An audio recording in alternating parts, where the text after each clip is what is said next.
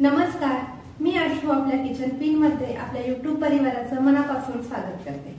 आज आपण अतिशय पौष्टिक अशी रेसिपी बनवणार आहोत जी आपण रेस्टॉरंट मध्ये गेल्यानंतर आवर्जून ऑर्डर करतो, ज्याचं नाव आहे मशरूम मसाला। मशरूम मध्ये व्हिटॅमिन बी, पोटॅशियम, कॅल्शियम, फॉस्फरस असे बरेच उपयुक्त घटक असतात। त्यामुळे हृदयरोग, कॅन्सर, डायबिटीज सारख्या लोकांना डॉक्टर मशरूम खाणे सजेस्ट करतात। त्यामुळे रेस्टॉरंट सारखा चमचमीत मशरूम मसाला घरच्या घरी कसा बनवायचा ते आपण पाहणार आहोत। तर व्हिडिओ शेवटपर्यंत नक्की पहा आणि आवडला तर लाईक करा आणि हो, आपल्या किचन पिनला सबस्क्राइब करायला मात्र विसरू नका बरं। चला तर मग पटकन सुरुवात करूया। ही आहे अतिशय पौष्टिक अशी रेसिपी म्हणजेच मशरूम मसाला। याच्यामध्ये आपल्या मानवी शरीरासाठी बरेच उपयुक्त घटक असतात आणि म्हणूनच आज आपण घरच्या घरी कमीत कमी साहित्यामध्ये आपले घरचे मसाले वापरून रेस्टॉरंट सारखा चमचमीत मशरूम मसाला कसा बनवायचा ते पाहणार आहोत। तर जास्त वेळ न घालवता पटकन सुरुवात करूया। इथे आपण 200 ग्रॅमचं मशरूमचं पॅकेट घेतलेलं आहे। मशरूमचं पॅकेट घेताना त्याची एक्सपायरी डेट बघून घ्यायची आणि ह्याचा कलर व्हाईट असला पाहिजे। जर हे एक्सपायर झालेलं असेल तर ते काळे पडलेलं असतं वरून, तर हे व्यवस्थित बघून घ्यायचं। वरून त्याला थोडीशी डस्ट असते, पण ती देखील कशी क्लीन करायची ते आपण पुढे पाहणारच आहोत। पण त्याआधी सगळे मशरूम एकसारखे असे कट करून घ्यायचे। त्यानंतर हे सगळे मशरूमचे तुकडे एका मोठ्या बाउलमध्ये घेऊन 2 चमचे सुका मैदा त्याच्यावरती घालायचा। आता हा सुका मैदा सगळ्या फोडांना व्यवस्थित लागला पाहिजे, म्हणजे त्याच्यावरती असणारा सगळा कचरा वगैरे आपल्याला काढणं सोपं जाईल। आता याच्यामध्ये स्वच्छ पाणी घालून ह्याला छान धुवून घ्यायचं। आता इथं बघू शकता, जसं आपण हे पाण्यामध्ये डुबवत राहील तसं त्याच्यावरची घाण, जो कचरा आहे तो पाण्यावरती तरंगायला लागतो।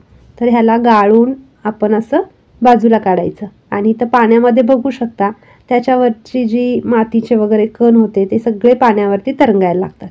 त्यामुळं 2 ते 3 वेळा तरी किमान आपल्याला हे फोडं व्यवस्थित स्वच्छ पाण्याने धुवून घ्यायचे आहेत।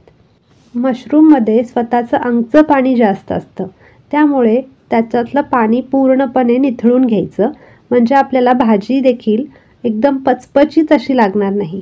तर हे पूर्ण धुवून झाल्यानंतर निथळून घेतलेले आहेत। त्यानंतर एका कढईमध्ये थोडंसं तेल गरम करून ही सगळी फोडं तेलामध्ये परतून घ्यायची। आता आपण तेलामध्ये जेव्हा फोडं टाकली तेव्हा सगळं पाणी तर पूर्णपणे निथळून घेतलं होतं, पण जसं जसं आपण ह्याला तेलात फ्राय करू तसं ते अंगचं पाणी सोडायला लागतं, त्याच्यातलं पाणी रिलीज व्हायला लागतं आणि ह्याच्यामध्ये थोडं पाणी पाणी दिसायला लागेल।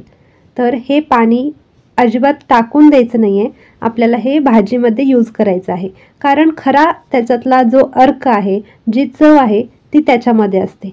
त्यामुळे भाजीमध्ये हे पचपचीत लागू नये म्हणून आपण एक वेगळंच असं तेलामध्ये फ्राय करून घेतलं आहे। 2-3 मिनटं हे फ्राय करून घेतलं की ह्याला बाजूला ठेवूया आणि फोडणीची तयारी करून घेऊया। फोडणीसाठी एका कढईमध्ये 2-3 चमचे तेल गरम करून घेतलं आहे। त्याच्यामध्ये हे सगळे खडे मसाले आपण घातले। आता हे मसाले 1 मिनिटभर व्यवस्थित परतून घ्यायचे, म्हणजे त्याचा छान फ्लेवर येतो। त्यानंतर 1 चमचा आलं लसणाची पेस्ट घालायची। आलं लसणाच्या पेस्टमध्ये थोडासा पाण्याचा अंश असल्यामुळे हे सगळं आजूबाजूला उडतं, पण तुम्ही जर रेडीमेड घेतलात तरी चालेल। मी इथं घरी बनवलेली आलं लसणाची पेस्ट वापरली आहे। ती चांगली भाजली, तेलामध्ये परतली की आपण ह्याच्यामध्ये एकदम बारीक कट केलेला कांदा घालायचा। इथं मी 4 ते 5 मोठे कांदे बारीक कट करून घेतलेले आहेत। आपल्याला ग्रेव्हीसाठी इतर कोणताच मसाला वापरणार नाही आहोत, फक्त कांदा आणि टोमॅटोची प्युरी असणार आहे। त्यामुळे कांदा जितका बारीक कट करून घ्याल तितकी ग्रेव्ही देखील आपली थिक होते आणि आपल्याला कळूनही येत नाही की ग्रेव्हीमध्ये कांदा आहे की अजून कोणत्या मसाल्यांचं वाटण आहे। कांदा चांगला गुलाबी होईपर्यंत परतून झाला की मगच आपण सगळे मसाले ह्याच्यामध्ये घालायचे आहेत। मसाले आपण घरगुतीच वापरलेले आहेत, ज्यामध्ये आपण हळद, लाल मिरची पावडर, धने जिरे पावडर, मीठ इतकंच वापरलं आहे। या व्यतिरिक्त आपण जास्त काही मसाले वापरलेले नाही आहेत। तर हे सगळे मसाले मंद गॅसवरती व्यवस्थित परतून घ्यायचे। त्याचबरोबर इथं मी अर्धा चमचा काश्मीरी लाल मिरची पावडर वापरली आहे, जेणेकरून भाजीला रेस्टॉरंट सारखं टेक्स्चर येईल। एकदम लाल डार्क असा कलर दिसेल, त्यामुळे त्याची रंगत अजूनच वाढेल.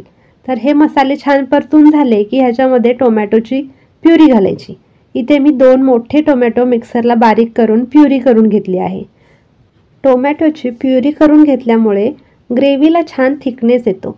हे सगळे मसाले आणि टोमॅटोची प्युरी 2 मिनटं परतून झाली की त्यातील पाण्याचा अंश कमी होतो आणि कडेने थोडं थोडं तेल रिलीज व्हायला लागतं. तर ह्या स्टेजला आपण जे मशरूम तेलात परतून घेतले होते ते ह्याच्यामध्ये घालायचे. सगळ्यात महत्त्वाची टीप म्हणजे ह्या भाजीमध्ये पाण्याचा अजिबात वापर करायचा नाही.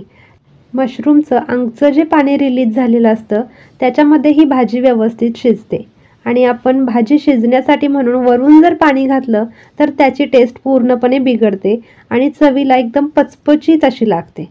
तर ही 2 मिनटं भाजी शिजवून घेतली की त्याच्यामध्ये अजून रिचनेस वाढवण्यासाठी घरच्या दुधाची मलाई आणि 7-8 काजूगर मिक्सरला बारीक करून पेस्ट करून घ्यायची आणि ती ह्याच्यामध्ये मिक्स करायची.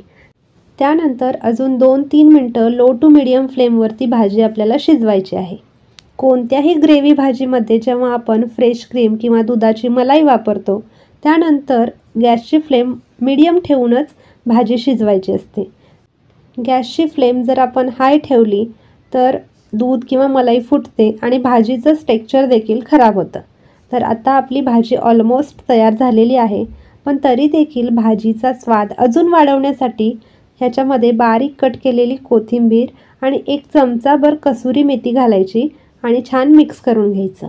इथं बघू शकता भाजीला वरून तेल रिलीज झालेलं आहे, म्हणजे आपली रेस्टॉरंटसारखी चमचमीत अशी ही भाजी तयार झालेली आहे. आता याला सर्विंग बाउलमध्ये काढून सर्व करूया आणि खायला तयार आहे हॉटेल स्टाईल मशरूम मसाला. तर अशा प्रकारे स्टेप बाय स्टेप मशरूम मसाला तुम्ही देखील नक्की ट्राय करा आणि कसा झाला मला कमेंटमध्ये सांगा. पुन्हा भेटूया नवीन रेसिपी सोबत. तोपर्यंत मस्त खा आणि स्वस्त रहा. धन्यवाद.